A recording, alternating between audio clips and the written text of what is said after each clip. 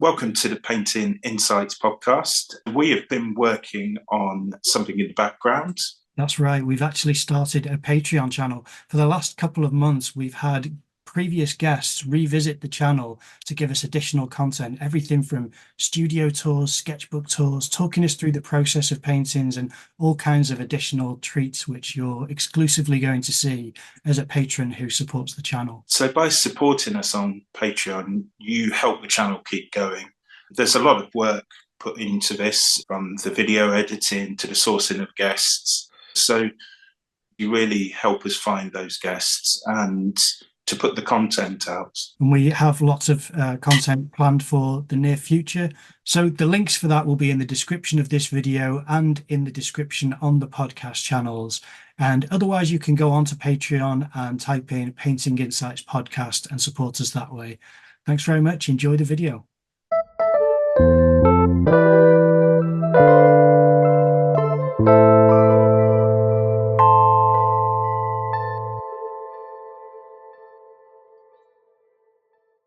So, would you mind introducing yourself for the audience, please?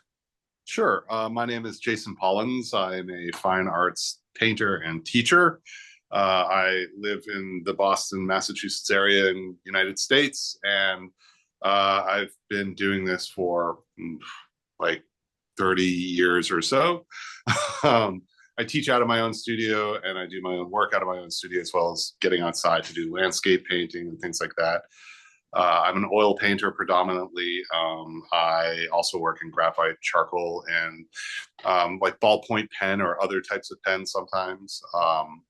I gravitate toward narrative and metaphor, and I generally am expressing myself in sort of a visually realist style. I don't know, there are so many ways to describe things. So,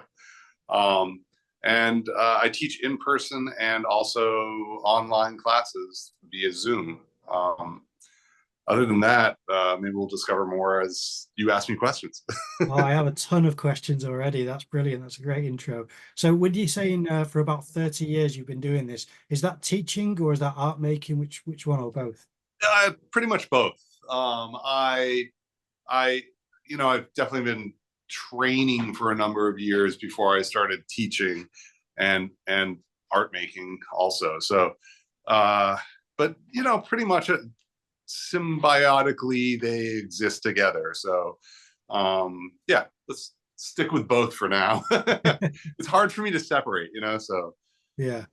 Do you prefer the in-person teaching or do you quite like the online platform? I definitely prefer in person. It's much more effective. The Zoom classes are generally things where I'm doing and lecturing at the same time, and people are, if someone on Zoom is doing something themselves to kind of keep up with whatever the class is, that's on them. But I think there's more value in just paying attention to whomever is teaching you through Zoom. It's just tough to have someone hold something up to the camera and have it be level or like good lighting. It's just kind of tricky, to get all the elements to kind of come together. Yeah. So yeah. So in person's definitely much easier, more direct. That. Yeah, and I think the only advantage I can think of for Zoom, well, aside from the fact that there's an international audience that could be, right. But there's also the only other thing I can think of is that everyone has the same vantage point of a demonstration that you do. Right. Whereas obviously in person, someone's going to have that, difficult thing, have to crane their neck. But otherwise, there's no comparison, is there really? Right. And also it's like setting up the cameras, like plural, it takes effort to get it. And usually like right now, like I'm using my iPad for us to have this podcast, and it's just in my face, like, and I like keep stepping away and up, but like the camera is always in the sort of creative person's face, like facing the subject, facing the canvas or the sculpture or the I don't know what, the dance space or the writing tablet, or what have you. And it's just, I think it's just, I have two cameras essentially. Well, technically, I guess I could have three, but like a laptop, the iPad, and my cell phone. So, but they're just three things that take up space. So you, the creative person, has to be comfortable or ready to do a little bit of gymnastics to get like around that thing. Like, whether it be just your visibility of your subject, or just whatever, like just hand placement with a brush and stuff, or whatever it is. So it's tricky. It is really tricky. I mean, I don't know. I would prefer like some sort of like a device that goes over my eyes, so it literally just tracks where I'm looking, and I think it might be more effective. Yeah, we may not be too far away from that technology, I wonder. Yeah, they've tried it. Yeah. Well, I was wondering if it's the pandemic which started you over the Zoom teaching, or was it something else? It mainly was for me. It mainly was. I mean, I was going full force teaching in person. I mean, I just have. We're in my studio. It's just it's not a large space. It's large enough, but I can have 10 students at one time, and some of my classes were full, and also not. But when the pandemic hit, just immediately I was like, well, let's try Zoom, and we all tried it, and we all hated it.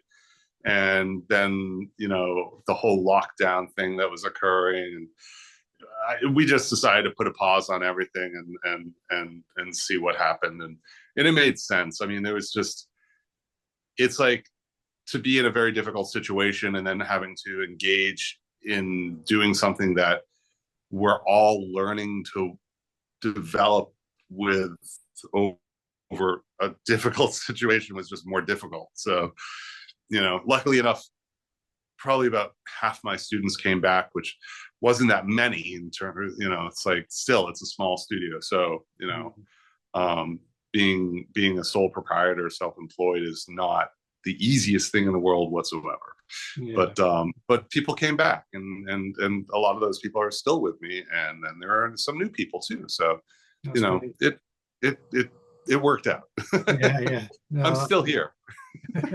I'm glad to hear it.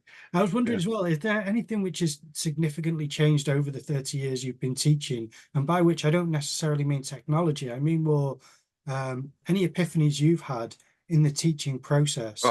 Can you think of tons? I mean, yeah, it is hard to describe things like that, because I guess maybe as you've interviewed other people that teach, they might say, I hope they would say the same thing, that through teaching, you're learning what you're doing better. You're more sort of, you're learning your own technique. And whenever anyone learns technique, it's just improving and changing, because I don't know, technique isn't like something that's like, it, you could describe it sort of word per word, or you could put it down as if it's repeatable, but it's like a way that you think about something, a way that you manipulate something. It's a way that you consider something. It's a way that you express something, So all of that should be evolving over time regardless. But when you're teaching, you have to choose your words carefully, or you have to explain it differently, or at least this has been my experience. Like, if there are 10 people in my studio, I have to have more than 10 ways of describing the same behavior or action or process. And the reason is that literally, depending on what people's jobs are, I need to have some sort of a metaphor to get them to connect to it, because I can't say it as if they know what I know. So I think that like those are the kind of things that change for me, is the ability to translate this stuff into almost multiple languages, like infinitely. Yeah. And I find that that's useful. That's useful for me, because then I look at subject matter that I'm interested in, or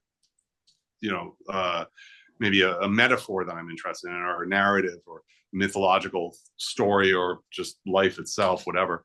And it's actually easier for me to connect to that and then derive a path to start down, you know. That's interesting. I don't know if that makes sense, but yeah, it does to me. I mean, I think because the thing is that I've taught before, but I've just started this year more consistently, you know, holding classes. And the thing which happened was that I realized how much perspective can be a bit more of an advanced concept for some students, which I just didn't realize, that everyone can kind of guess perspective. Well, not everyone, but a lot of people can guess perspective. But as soon as you start talking about it using the correct terms and injecting it, you know, putting things in boxes, I started to see a lot of furrowed brows and, you know, people just not quite understand what I was doing. So I had to slow down and pull back quite a bit just to make sure that everyone was following along and they weren't getting scared, you know, in the which was interesting. And it's also, you know, process is process, and the sort of the stages of doing something is a whole other issue.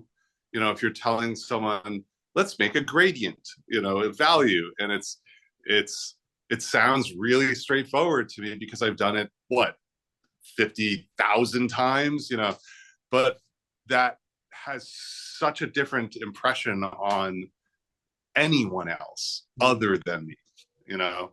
So I think it's maybe being a teacher is more about the selflessness of it, and knowing that you're sort of like a conduit for the information, than being like it's my way or the highway, you know, you're here because of me, and putting the ego out there. Like I really have no time for even my own ego. Like, and it exists for sure. I mean, saying that proves it exists, but like, you know, it's like I everybody that walks in my studio, I tell them I am not teaching you to paint in a realistic manner or a representational manner or something like that. That's how I like to express myself. But what I'm really just trying to inform you in is better ways of problem solving, better ways of dealing with like we all get so fucking frustrated trying to create something, and it's because you're human. I don't know, because you're alive, and like use that. Like what can you do with that? Like instead of throwing everything on the ground, I don't know, like just or two and like go take a drink of water or whatever you want, and like, you know, like I don't know, it's just like it's like that's being a better problem solver to some degree, just knowing to step away for a moment. No, that's a great piece of advice. It's really I mean, getting it away from something that you spent so much time working on offers so much more clarity as well when you return, and seeing things that are right there and you just overlooked it. That's great. But something you mentioned in your intro that I really was keen to ask you anyway is about whether you can talk to the idea of narrative and metaphor in art, because I think that's really interesting. It's not something I don't think we've covered on the podcast before. So please, if you can, what can you say about that? I mean, it's a huge topic, right? So let's see if we can like not get too down the rabbit hole, so to speak. But I've always, I mean, first and foremost, even as a little kid, I just loved mythology. I loved looking at like Greek and Roman, you know, architecture and sculpture and whatever, you know, I can't even think of all the work terminology. What did they make? They made paintings, the egg tempera paintings and stuff on walls, and doing like mosaics and things like that. And I found it fascinating. And then like the second that I think probably my mom and my dad or something, maybe more my mom, she's actually art based. She was like a graphic designer and a painter and stuff. So she probably was like, oh, this is the story of like Prometheus or something, you know. And then I was like, what is that? So mythology is narrative and metaphor. And I think that as I grew up and became more aware of other things, like maybe you know the name Joseph Campbell. Most people seem to. I like to call him a mythmatician because he seemed to be so like, that's great. You know, yeah, he was like so imbued with mythology and the world around him. And, reading his books, and like there was a series called The Power of Myth, and it was like an interview. It's like 6 episodes, and I watched it over and over and over, and I still listen to it and watch it today. And I've read the book, and it's like, it's so incredible. So yeah, it's like, I think narrative and metaphor are how we value life, our lives, our connections, things like that. And how people meet is a narrative. It is a metaphor into itself. It's just so much of existence is these kinds of interactions that are narrative metaphor based, because the second, like even right now for the two of us talking, your interpretation of what I'm saying is inevitably different than what my sense of what I'm saying is for me. That doesn't mean that you're wrong, I'm right, or I'm right, or you're wrong, or whichever way. I just said you're wrong both times. You're not wrong.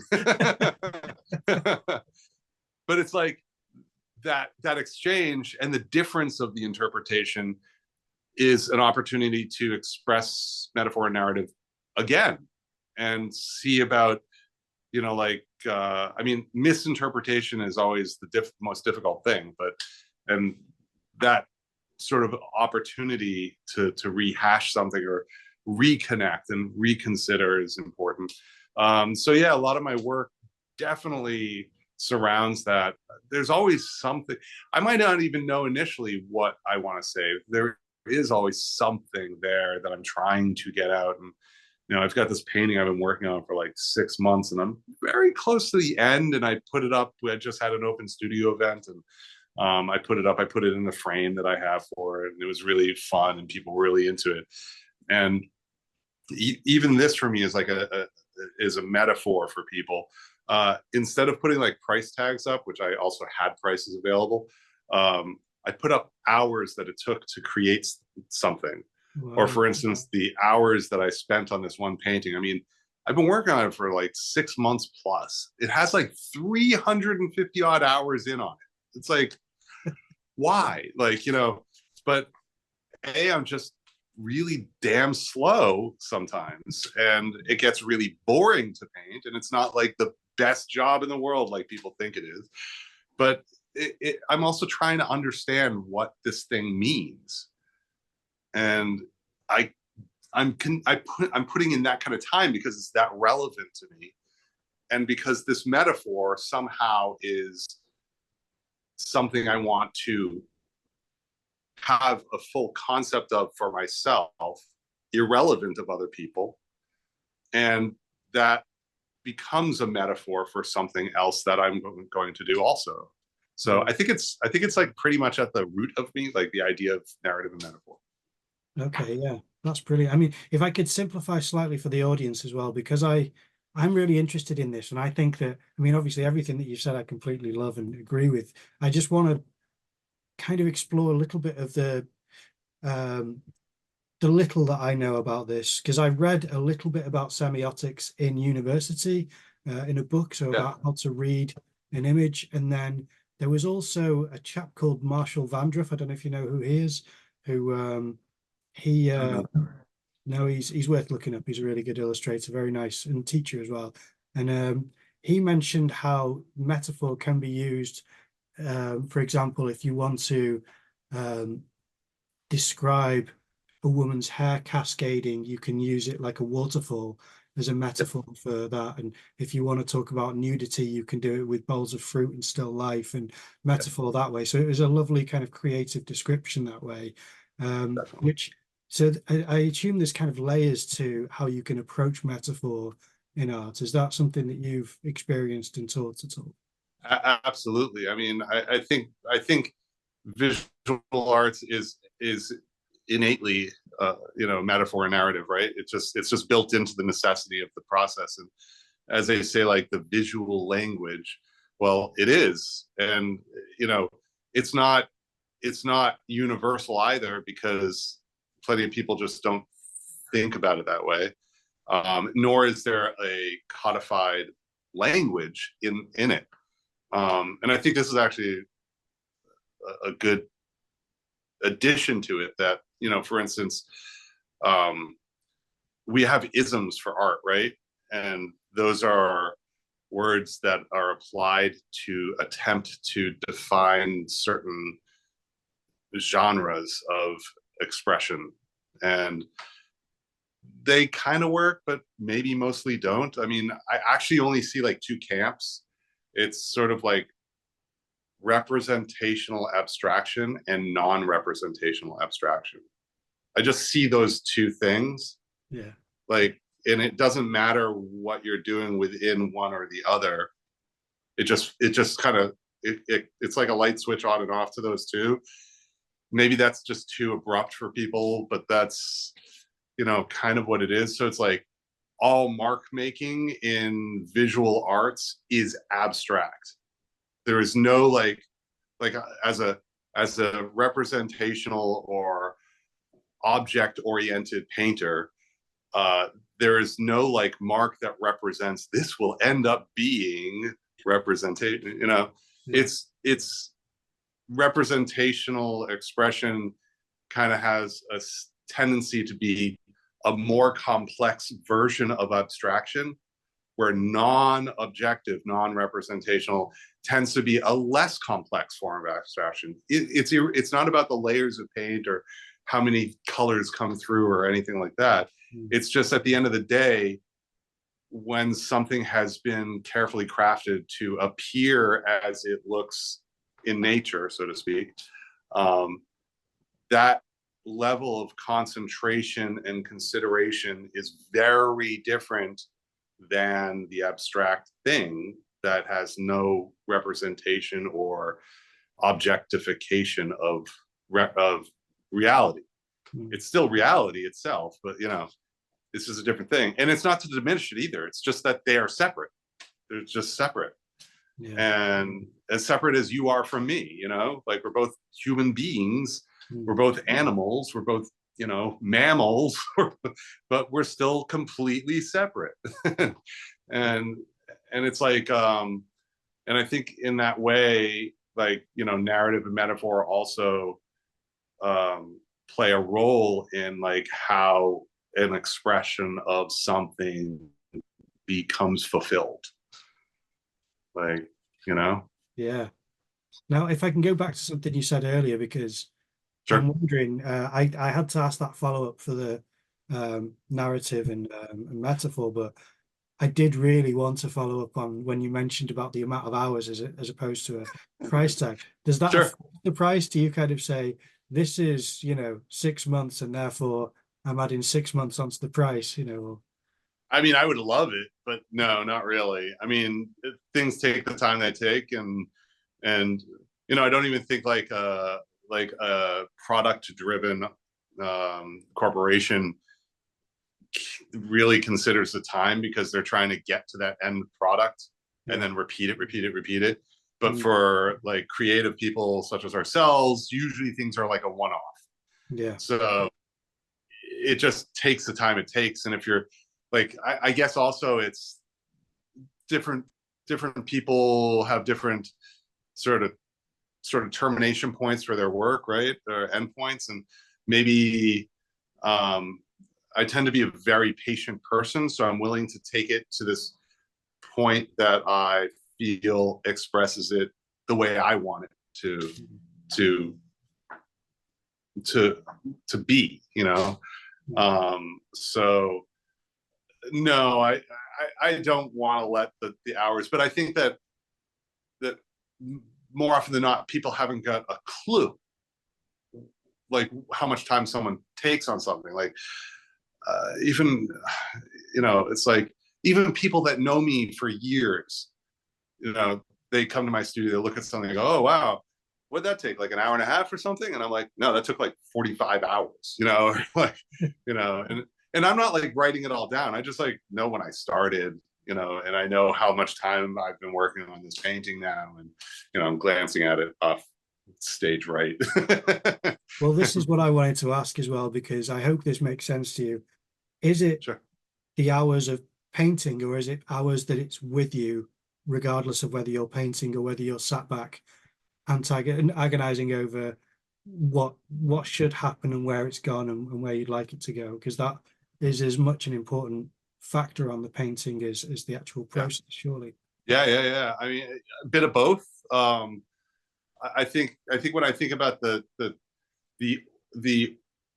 arc of time that's passed, that's like 6 months. But when I talk about the hours, I think it's kind of like brush to surface kind of a thing. I mean, I think 1 month has something like 750 odd hours in it.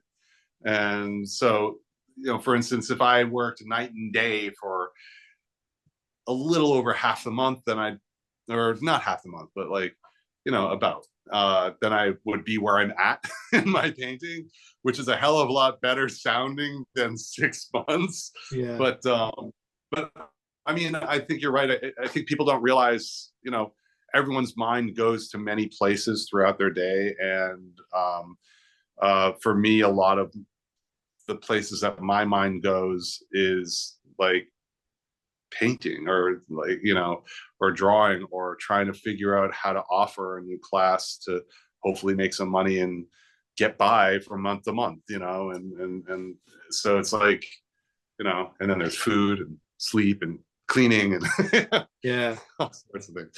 But it's I think that, I mean, that, like, to your point, like, there's a lot of behind the scenes consideration about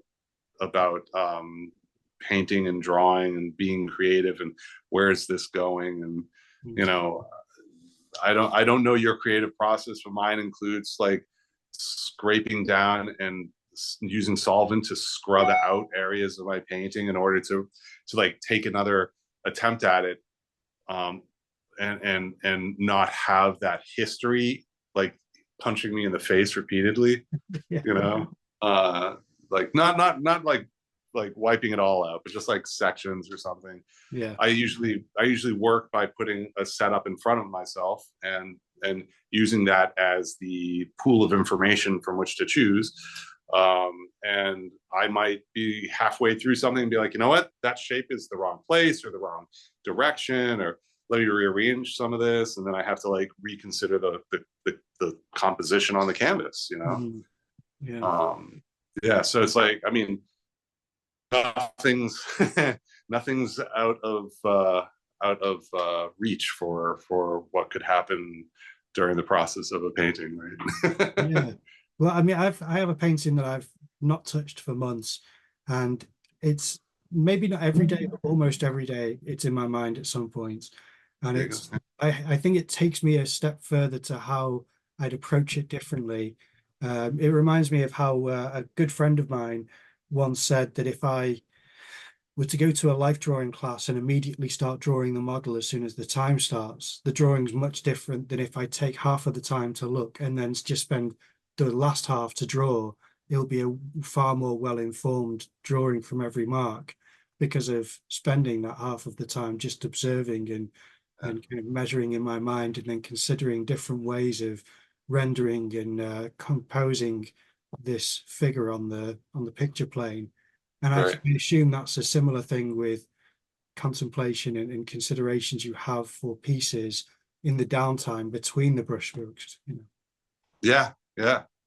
Or even, when I talk to my students, last night I taught a class, and one of the things I say to students all the time is, don't add more information, make the information you have work the best you can, so that like you're literally just editing what's there rather than being like, oh, it'll get better because I add this and this and this and this and this. Because it's just like, it's like compounding so many problems instead of, and that's, I think, what you and your friend were talking about, is just the difference of putting a lot of pressure on yourself to perform. Like I think in like open figure sessions and things like that, like a lot of people want to perform and look good for everybody else, and it's like, I don't know what I want out of that session. I'm just like, I'm lucky if I showed up. Like, So it's, you know, it can be tricky for sure. Yeah. And it's like, I think it's easy to have like too grandiose an expectation about that moment. But you could simplify that, like again, it's like the information in my head about what I want to get out of this is just as valid as the person that's in front of me that represents lots of information, like way more information than I have in my head. You know, like reality. You ever think about this? Like I don't even know. I only own my cell phone with a camera and like this iPad with a camera. And I think they might be, I don't know, like 30 odd megapixel or something. Yeah. But like a really good camera, they got to be there. I don't know if they're like at 100 megapixels or more. You might know, but I don't know how many mega. I know I've got a 4K camera, and I know that a friend of mine has an 8K camera, which I can't imagine. When you have a 4K camera, I can't even imagine an 8K camera. You know? I know, exactly. And it's just like, so let's say like the highest quality camera is 100 megapixels just because it's a big number, and like, and let's call that 8K just for the hell of it. I don't even know, nor does it matter. But reality is like a trillion megapixel or like Googleplex megapixel, like just the reality you see around you. So looking at reality versus like taking a photo, even our Zoom meeting right now is like such a condensed amount of information in order to like be able to do what we're doing.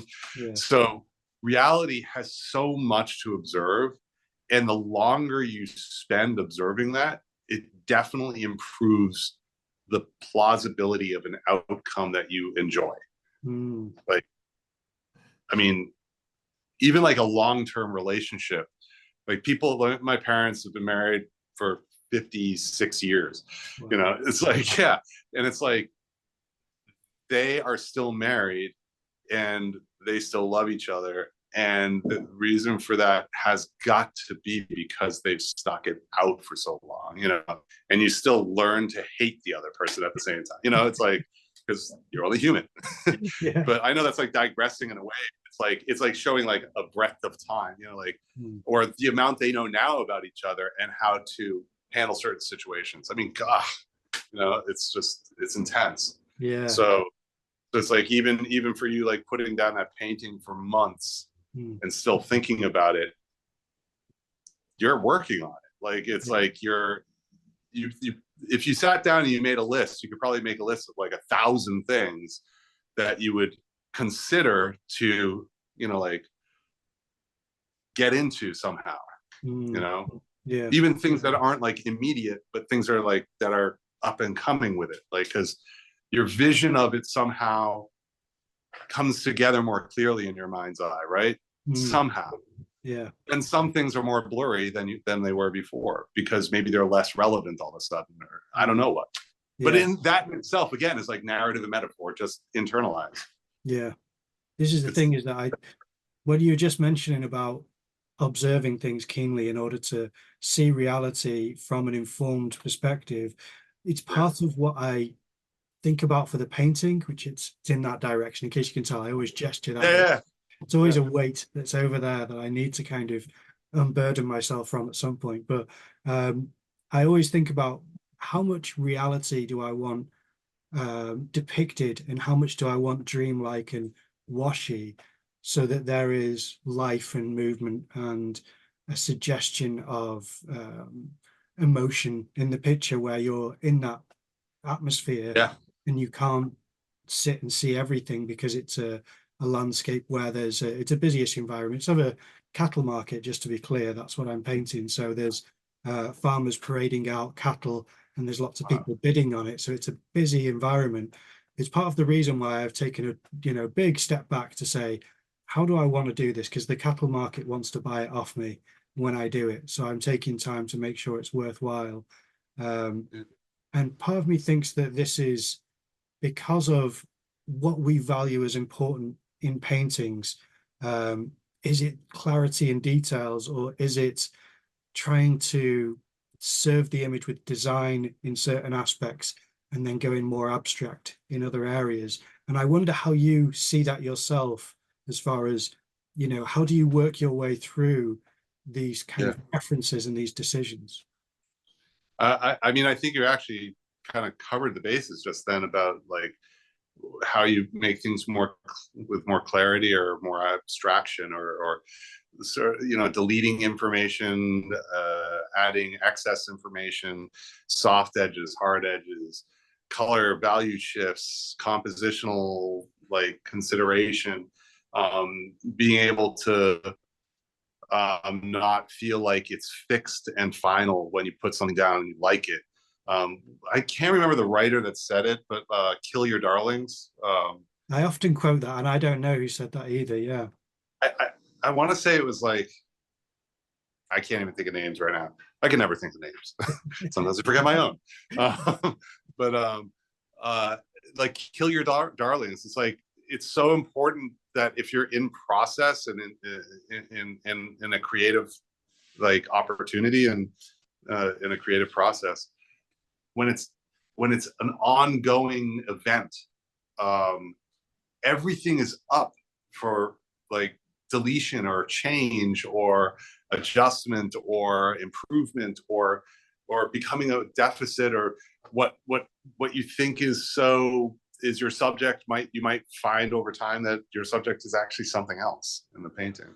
And I mean, it's just the tighter the grip on what you think you want it to be, the sort of the less likely to achieve it seems like it will become.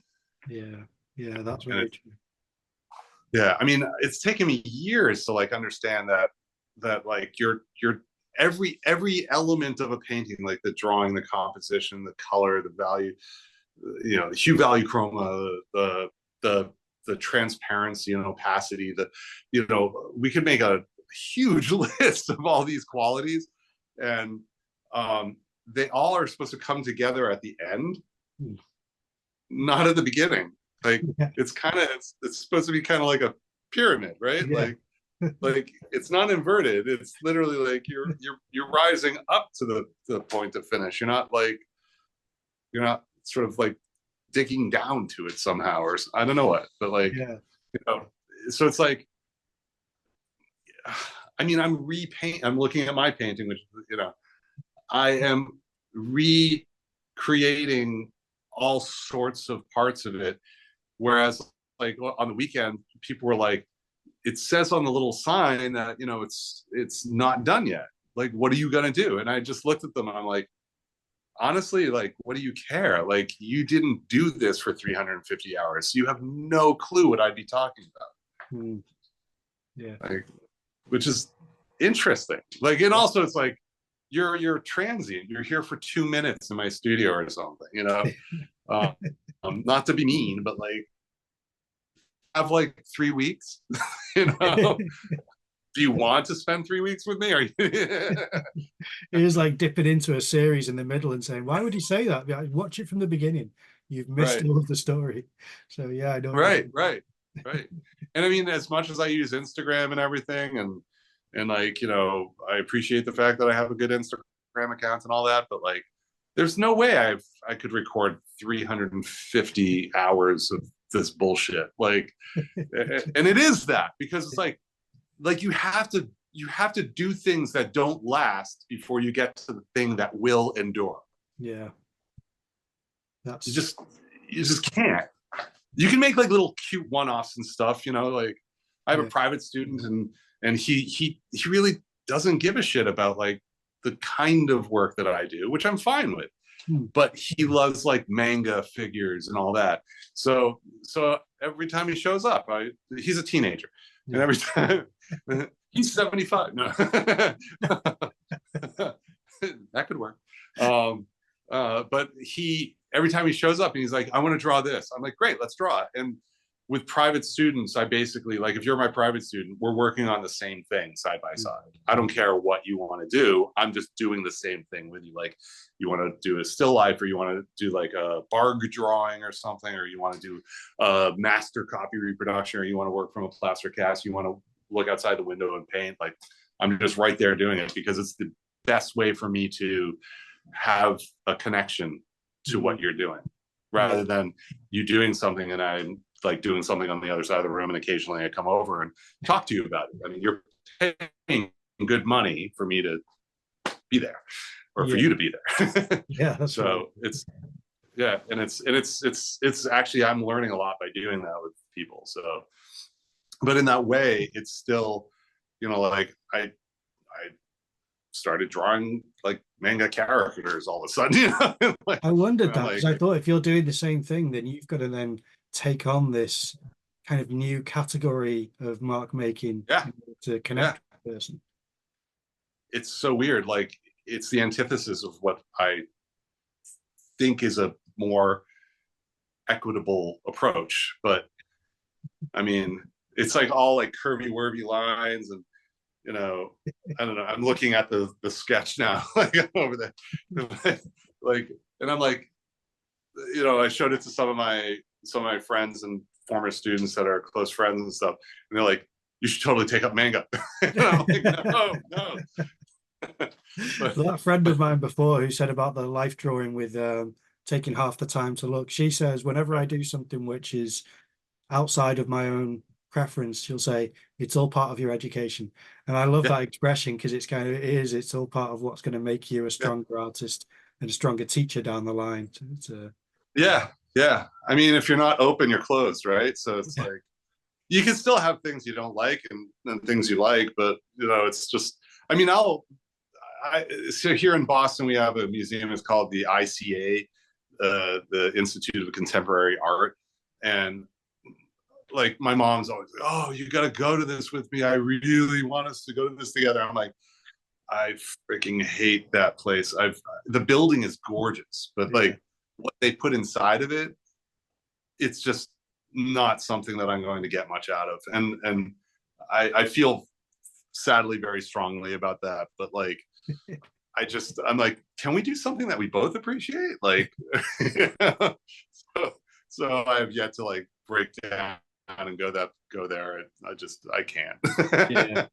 No, it's challenging some of that. I mean, my fine arts education was riddled with the type of fine art which would make you really question reality, quite often. So they discouraged drawing and painting, so it was torturous for me. I had to relearn it after.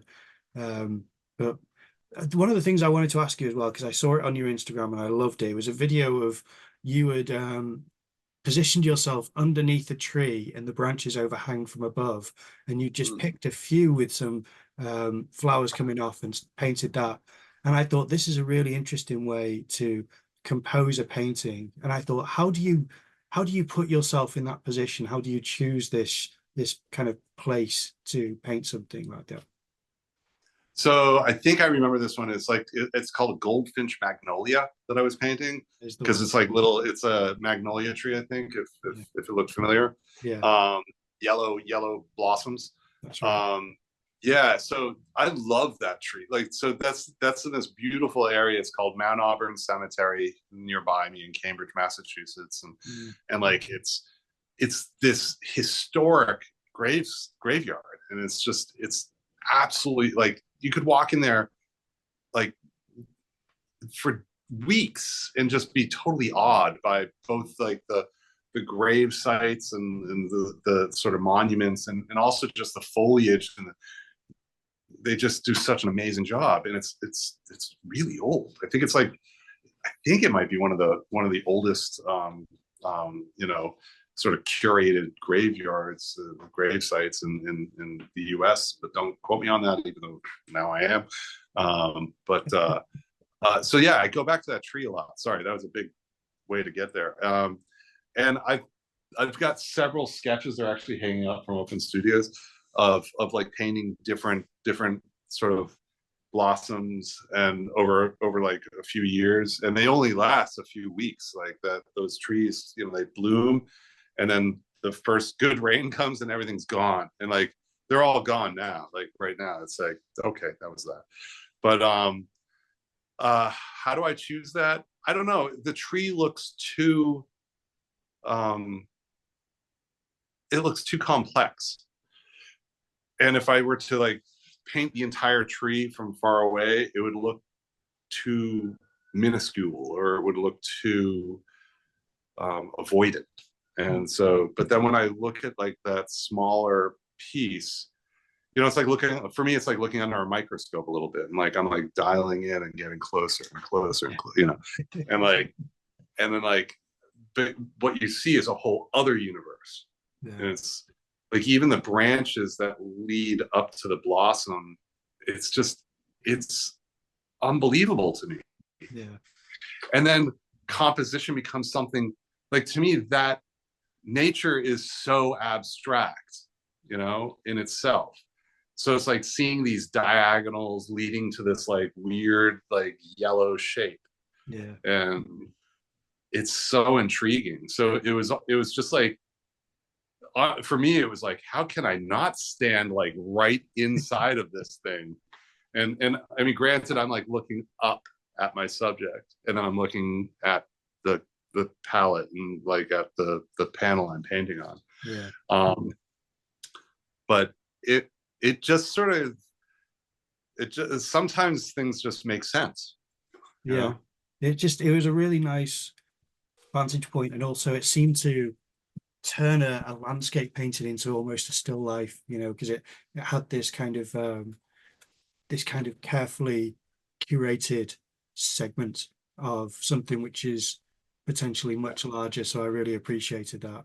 That was lovely. Thank you. Yeah, no, I there are still a few magnolia trees around that I can get to, so yeah. I kind of like hunt them out. I mean, I love doing like larger, scenic views. They actually take, in a way, they take like a lot more time. I mean, even like a smallish one, it can take a lot of time. And I like to do them on site. I don't want to take photos and work from them. I just think colors on screens are different than nature. I don't want to spend time trying to adjust all the controls. I'd rather just go out there and like, yes, day-to-day conditions change, time of day, you have to kind of like not really account for it, but I try, you track different qualities the more time you spend outside looking at that same scene. And it's you just pick and choose and make it work, to some degree. And it's, I mean, landscape painting is the most difficult thing ever. Like a model moves because they're alive. I mean, I'm like walking back and forth while we're talking. It just feels good. But like outside, the wind changes, the clouds change, the light changes, this earth is turning, the position from the sun is changing. Everything is in flux. Like change is constant, and you only have like 45 minutes to an hour and a half at that one moment.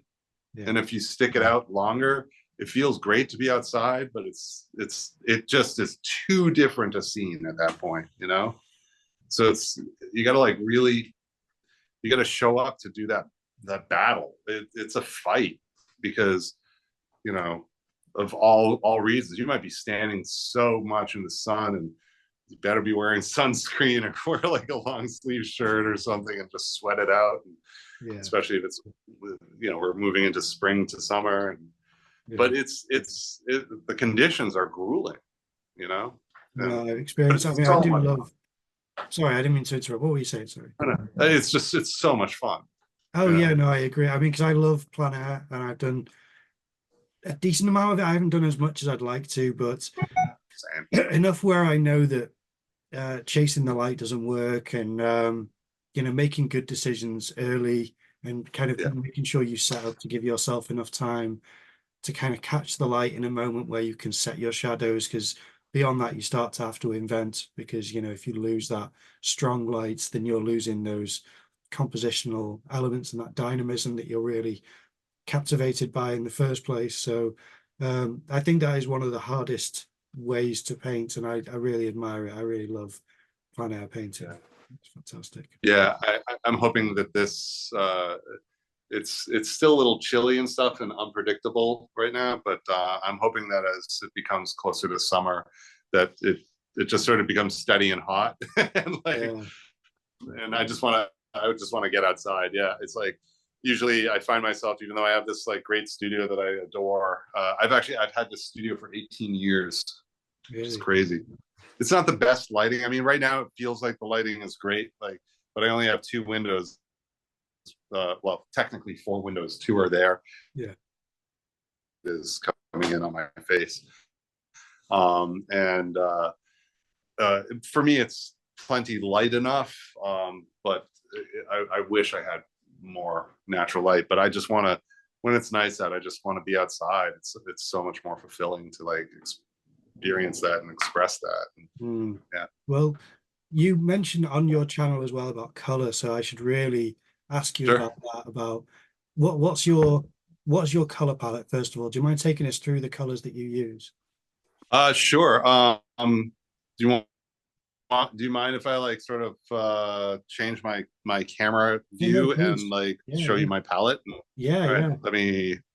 All right, wait. Where? Switch camera view. There. Voila. Ah, there we go. Oh, I gotta unplug it. I got a full battery, so it's good. Let me. Sorry, this always takes a moment. Okay. Maybe I'll try and do like that or something. How's that? That's pretty good. Yeah. Oop. All right, lock that down. There we go. Now I happen to have all my paints right here. Ooh, I look love at that. it. Yeah. You also have to have a little bouncy ball on your palette, no matter what. So I mean, I use like a real nice chunk of wood as my palette. I've always wanted something like this, and I just looked on eBay and found some guy in California that had sort of what is it? It's like a fallen tree that he sort of dragged out of the woods and chopped up. So he wasn't like foresting. Yeah. And I tend to just put all my paints out in a regular order that I repeat every time.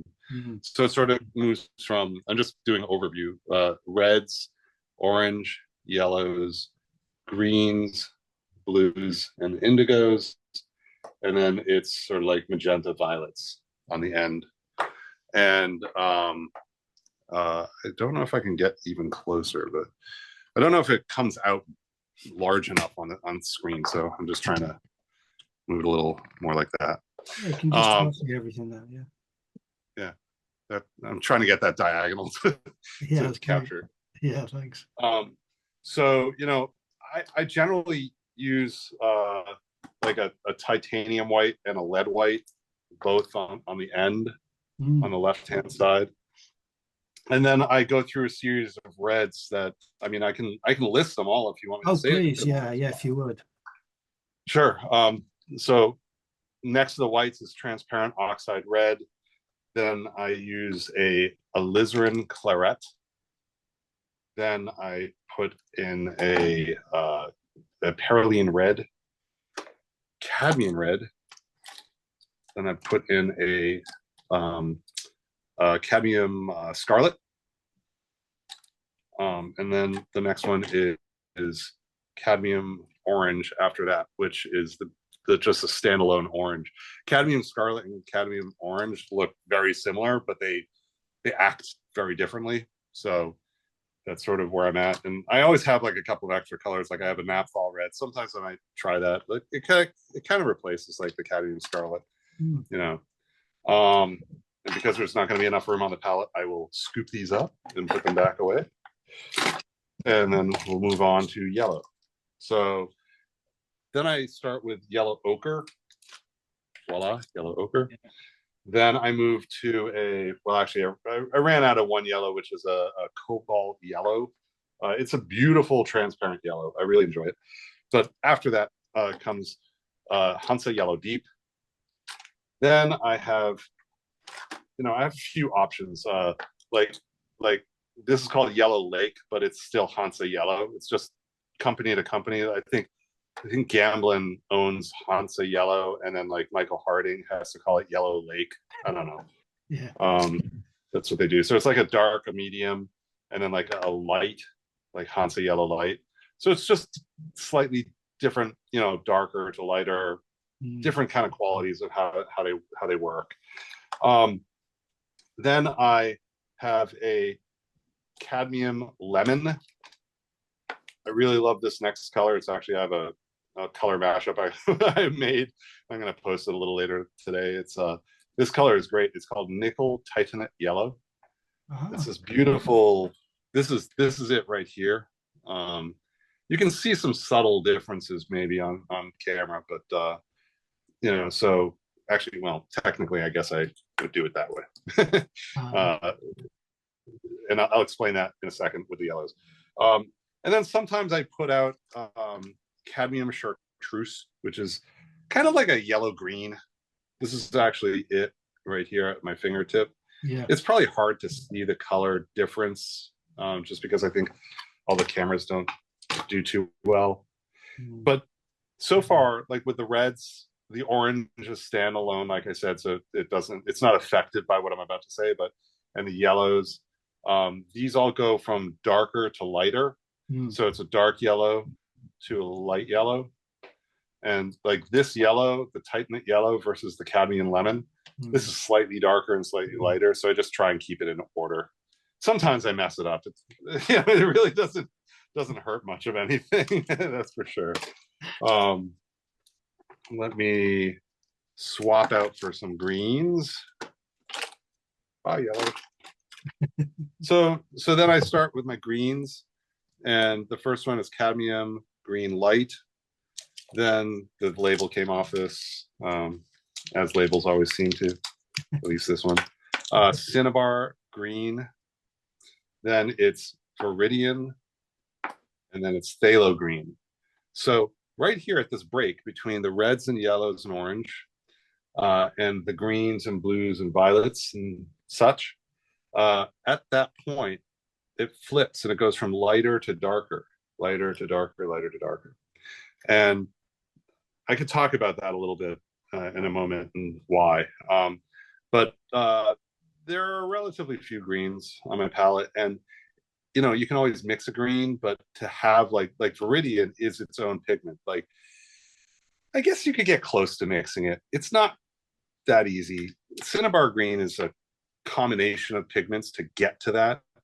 And this cadmium green light is absolutely a combination of pigments to get to it. It like, we could talk for hours about combo versus like singular pigment. Both are valuable. The majority of what I have on my palette is all singular pigments, so it's not like a pre-mixed combination. But they are certainly useful. So greens, bye bye, and then we move into. I'm going to just switch this over here, like that. So let me get some blues out. There we go. So then with my blues, it starts with a cobalt teal, and then I move to cerulean. Then I put down cobalt blue, ultramarine blue, and phthalo blue. And that sort of is going from light to dark. These two, believe it or not, like ultramarine blue and phthalo blue, they are very similar. Even on the palette, they look very similar. But the phthalo blue is actually much. It's a very powerful dye. So you know, like, buyer beware. I'm just going to slide those aside so I can get other colors out. There we go. So I changed it up a little bit. I've got a couple of new colors that I'll showcase. So then I start over here, and it's quinacridone rose. Then the next one is magenta. Then I have amethyst and manganese violet. And that's 1, 2, 3, 4. And then right here at the end, I just started playing with this new color called perylene violet. It's quite lovely. It's another dye pigment, man-made, great pigment. It's kind of fun. And then I just found this beautiful color called quinacridone purple. Except for the amethyst, all of these are, again, singular pigments. And amethyst is a combo of, I think it's like three pigments are in here.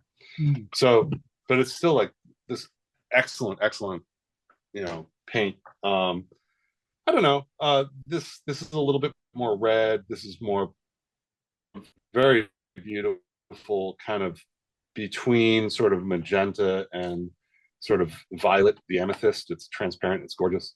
And then the quinacridone rose is just this amazing transparent red that I don't know, it's a great option to have.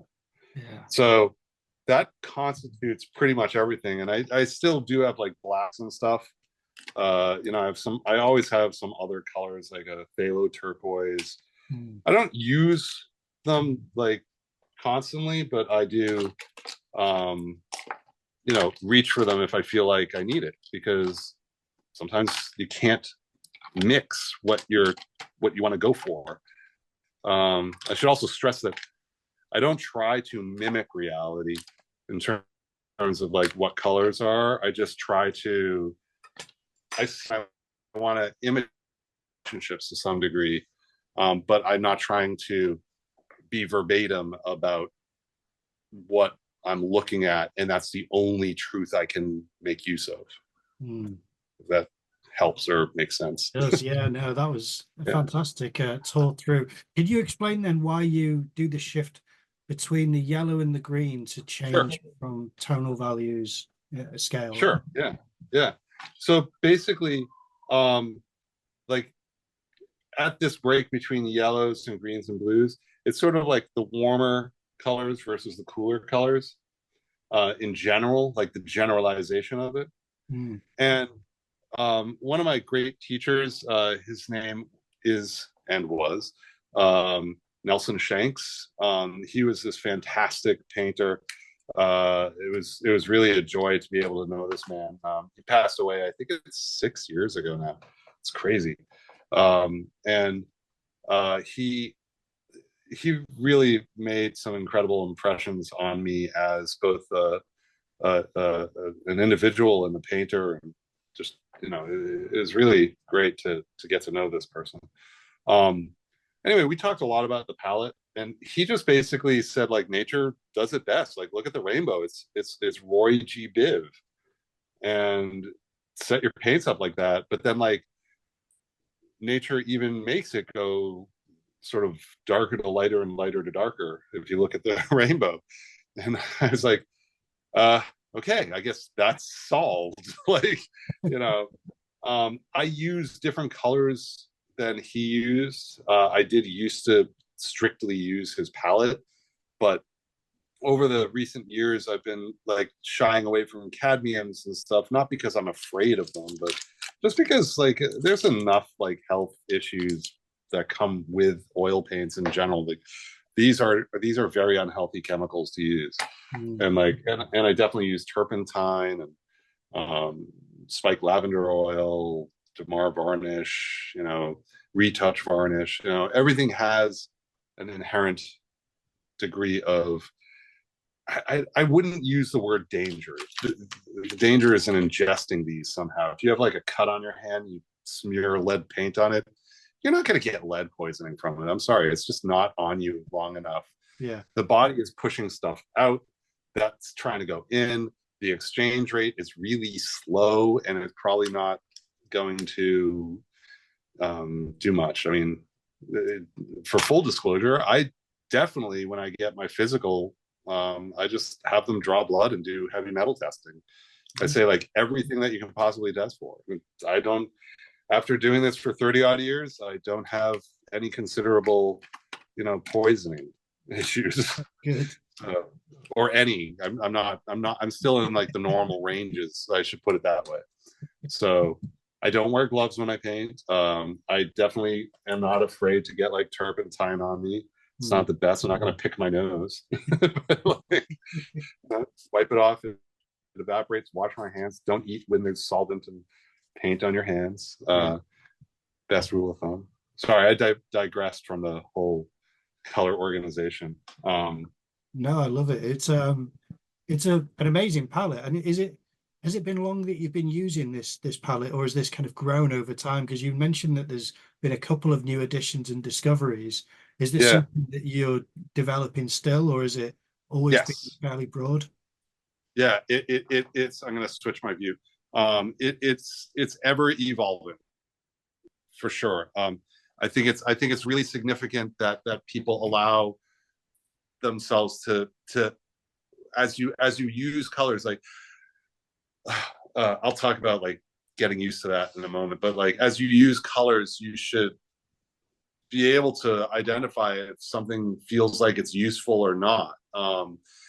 If it feels like you're mixing things and you never quite get the chromatic response you're after, or controlling the value seems difficult, or whatever the aspect is, it doesn't necessarily mean that the pigment is bad or inappropriate for you. It might just mean that you haven't figured out how to use stuff yet, and you just need to like experiment more and not try to be the professional. Like be humble, be open, be willing. You know, it's I do not look at myself and I'm like, oh, I've been doing this for 30 something years. I'm such a master. You know, it's like, you know, put in your 10,000 hours, right? Yeah. Like people talk about that all the time. Okay, what about the next 10,000 hours, or the 10,000 hours after that, or after that, or after that? You know, it's like there's this great book. What is it called? Mastery. Maybe you've heard of this book. It talks about how, you know, when you're learning something, you can be sort of in like no man's land about it, and you're sort of on like a plateau and you feel like you're making no headway, and at some point something kind of clicks and you start to like climb the stairs up up up up up, and then you hit a new plateau, and then you find the stairs again, and plateau, stairs, plateau, stairs, and I mean, I thought that way before reading that book, but when I read the book I was like, I'm already on board. Like I don't think it's valuable to like feel like you've achieved something. Like I mean, it's good to feel good, and like it's good to know you've achieved something and things like that, but to not like sit back and like rest in that place, you know. Yeah. It's like, okay, I achieved something, now what am I like?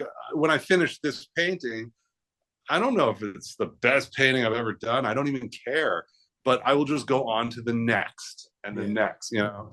So and it's hard to do that. So, you know, it's important to like look at the colors you use, look at the brushes you use, look at the process you're using, like make it something to experiment with.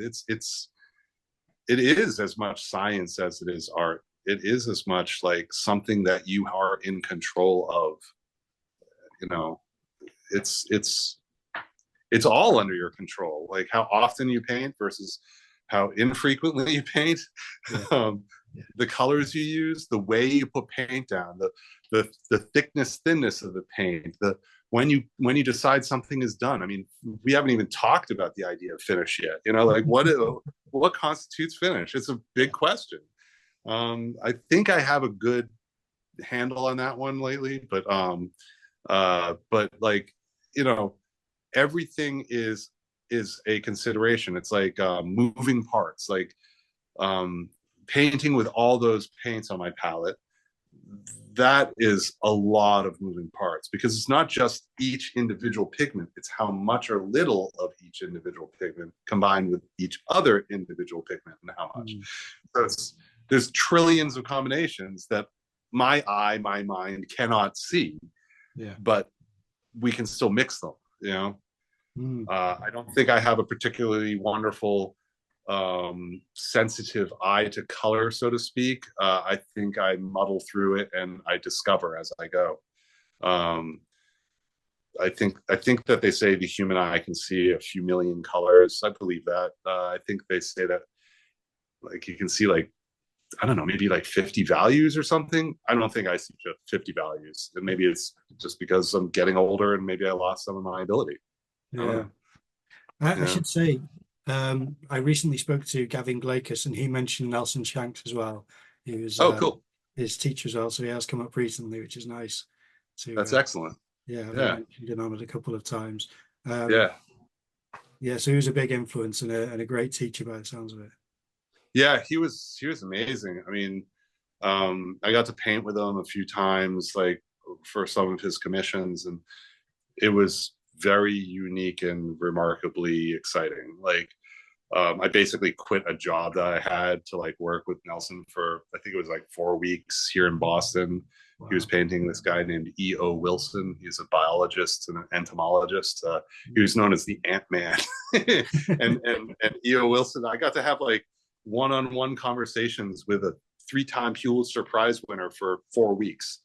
Like, he and I, E.O. Wilson and I would just be talking while Nelson's painting, and then Nelson's phone would ring and I'd answer the phone, and like, yeah, it was crazy. And like, I was taking tons of photos, and just, you know, it was so intensely like just mind blowing. Like, it was really something. So, and then I just have tons of other experiences with Nelson, like being at his house, staying at his house, studying with, you know, I studied more with Nelson individually than at Nelson's school called Studio Incaminati. But I made so many great friends out of his teachers and fellow students. And, you know, he was amazing. Like, I have, you know, schools send out these, like, you know, brochures, right, for their school. They always used to have like Nelson's paintings and things on the brochure, and other students and faculty members and stuff. And yeah. I think I collected them for like 10 or 15 years or something, you know, like, and I still have, like, I'm looking at one on my wall that I have of like Nelson. Like, one of his last paintings was called The Old Goat, or Goats. And like, it's like himself in a mirror looking at himself. And then he has a ram's skull like set up in front of himself, in front of the mirror. Yeah. It's, you know, it's like, I mean, talk about narrative and metaphor. That guy was, yeah. He was made of it. Yeah, you know? That sounds amazing. Yeah, brilliant. Well, I should say as well, I don't know if you're aware, but normally I have a co-host with me, Richard K. Blades. He's unfortunately so busy at the moment, he's not been able to make it for quite a few episodes. I'm thinking we should probably have you for a second episode, because I'm not going to be able to get to a lot of questions that I'd like to ask you, because we're already over the time that I normally allot for episodes, because it's been so good to talk to you. It's just been too easy. So I'm going to start going to more what I always ask, which is, what is your relationship with galleries? Do you exhibit in galleries? And if so, which ones? I have exhibited in a number of galleries. Right now, I have representation at only one gallery. It's in New York. It's called, I got to think of it, Sugarlift Gallery. They're basically an online gallery. They have a physical space, but they don't take people's work. They exhibit work for like little shows, and then they send it back to the artist, or send it to the homes that people purchase. I have a very hit and miss experience with galleries. I am going to say something that both puts me in the doghouse, but also something that I think every single visual artist would agree with, like, and just like scream at the top of their lungs that they want this to happen. Galleries are a shitty business because they are a really bad consignment shop. They take your work for nothing. They don't give you any kind of compensation until it sells, and sometimes they don't even pay you. Sometimes they pay you in bits and fits. There's all sorts of things that happen. Some galleries will rent your work out to make a little bit of money for themselves on the side and not tell you. There are so many situations. Galleries wreck work. Galleries don't cover costs for things. Galleries try and push all sorts of things off on the artist. They don't do that with the people that they probably make a lot of money off of, but they don't make a lot of money off of most of the people they represent. So in some unfair manner, your work is trying to get the gallery to sell my work. Yeah. I don't believe that as a business model is at all valuable to anyone except the gallery owner. And I think that if I, for one, I've said this so many times, but if I win the lottery, like anytime, the very first thing I'm doing is opening up a gallery where I physically buy your work for what you say it's worth. Not just because I'm going to buy it, but I'm going to want it, and then I'll buy it. But I'm going to buy it, and then it's on my sorry ass to sell it for profit. That's amazing. That's an incredible statement. Yeah, I've never heard such a thing, but like you said, it rings true with anyone who's had experiences with galleries, of the imbalance that you experience when you're producing work. and then really getting any return. And if you do, it's a percentage discount. So yeah, I mean, I think it's ubiquitous that like every gallery wants to get like 50% commission, right? So why? Like if you're just holding on to my work indefinitely, that percentage should literally drop. So if I want to make $1,000, but you're going to sell it for $2,000, and you want that $1,000, the longer it takes, the less you should earn, because you haven't done the work. If you look at any other business that sells a product, it doesn't matter whether it's mass produced or not. They have to purchase all of that stuff to sell. And there are all kinds of deals like clothing, you know, you buy it on some like markup, markdown, this, that, backroom deal. Oh, we didn't sell 30% of the product. Give me credit for that to move forward for this. Because in every step of that way, different manufacturers and all that, they're making percentages based on the fact that they have the lowest common denominator of cost versus like the end seller, you know, having the higher, you know, cost margin. And with art, it's like usually one person making it. There are some weirdos out there that hire a bunch of people to help paint their paintings, which to me just, I mean, I get it, it's fine, but it's also like not the same thing. So nor should it be like in the same category somehow. Yeah, I'm pretty opinionated about this. no, stuff, I like so, that. It's good to hear someone who got like a. I'm not good at doing things like that. I was a guest on an interview earlier this year. I was terrible for sitting on the fence with so many things because I just feel as though I couldn't fall heavily on one. So I really appreciate when people do have a strong opinion, because it's not easy to vocalize or to commit to, I find sometimes. So I think a gallery should quite literally just buy your art, and that's on their dime and their time to make the profit that they think they deserve. Because it's hard to, like, I sold 2 paintings this past open studio event. It did not make me very much money, and it certainly didn't change my lifestyle whatsoever. I will be able to pay for food, and I will be able to pay a little bit of a credit card off. I mean, you know, I'm like most people. I have debt. I'm not making a ton of money. I'm not a struggling artist. I don't even believe in that terminology. That's some bullshit line that people came up with to like actually diminish. Is what it feels like anyway. I can't say I feel you know, lifted by being called a starving it's artist. So romantic to be starving, you know. Yeah, right. Well, you know, they should go starve. You know? But you know what this means is that all the artists are going to be rooting for you to win the lottery with this ideal gallery. Yeah, well, I mean, the problem is that I don't like a lot of art, so I might not want to buy people's work, but that's life, right? You know, it's like you don't want to date everyone. You're not going to marry everyone. You're not going to like befriend everyone. You're not going to, you know, it's like we are all very opinionated people, and it should be that way. It really should be. But I think you know, like even this might be another whole other category like that I have to get to. So there's also the reality that some galleries close and your work goes missing. And that, I don't know if you might know someone that happened to. That might not have happened to you. It happened to me. I've been working with a lawyer for the past 5 years to get my work back, which is in bonded storage, and it's been deteriorating because the storage facilities don't know how to house work because they're just shitty places to hold people's stuff. And I had a contract, and like just it's been a long, laborious process. And we went to arbitration, and I won a small sum of money at arbitration, but I still don't have my work back. So we're still working. And that's just like a real rough overview of reality.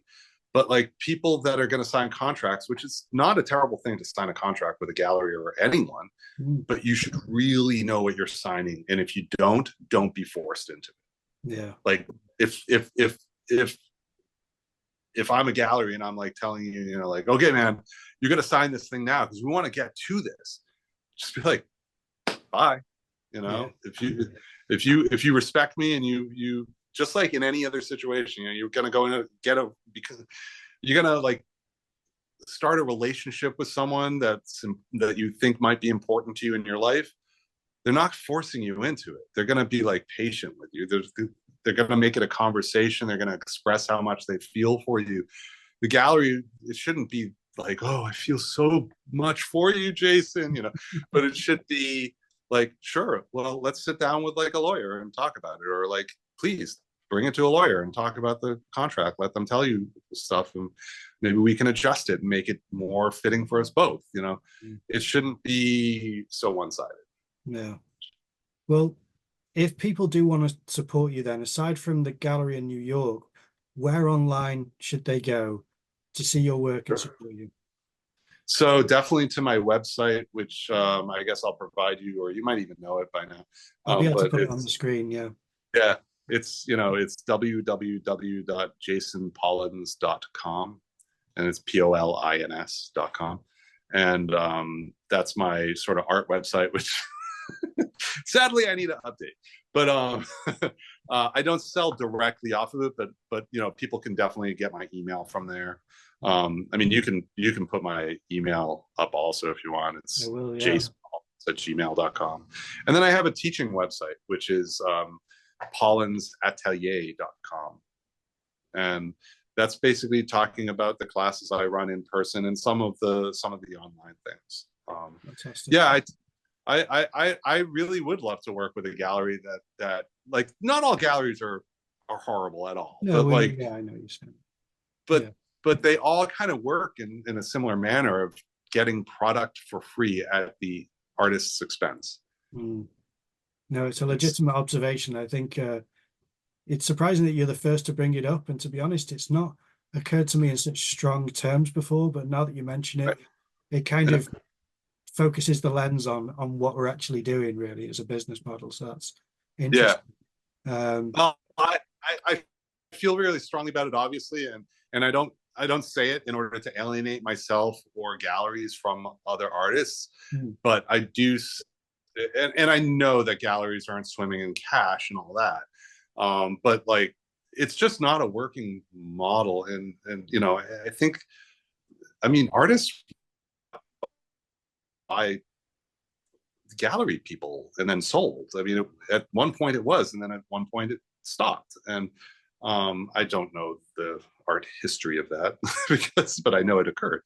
But like, I'm pretty sure that, like, especially I feel strongly we're the ones to champion that.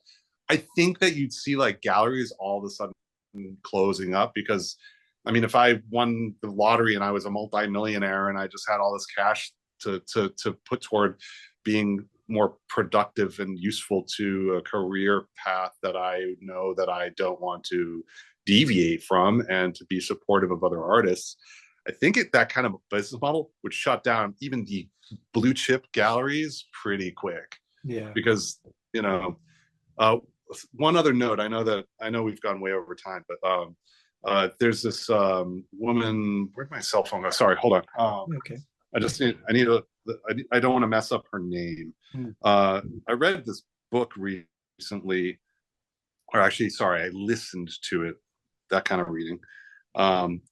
Get the Picture by Bianca Bosker. There's a free plug to this wonderful woman, the arts,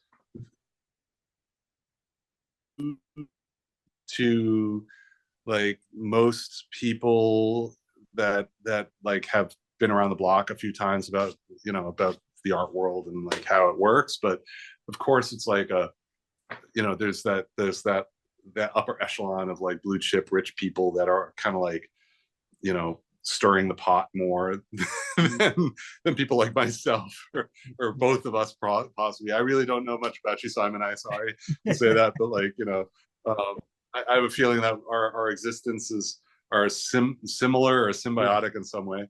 And you know, like, getting in galleries is notoriously difficult.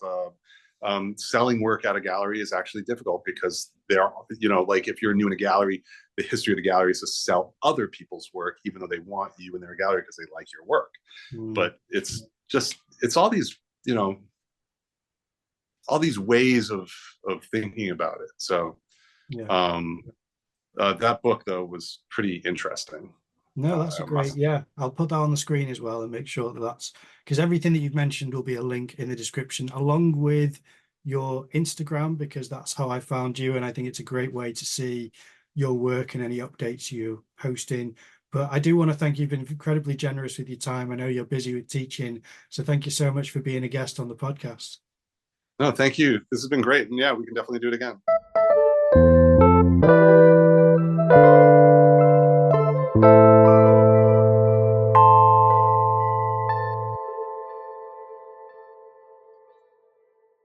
Well, we hope you enjoyed that episode. If you can support the podcast by leaving a like or a comment down below, that would really be great. But what we'd really like is if you're able to leave a review on the podcast channels, wherever you listen to it or download it, because that helps us get spread around the internet so that more people have access to us and able to see what we're making. Also, follow us on Instagram, and we'd really appreciate it if you like and engage with our posts. Help get the podcast better known. Thanks for listening.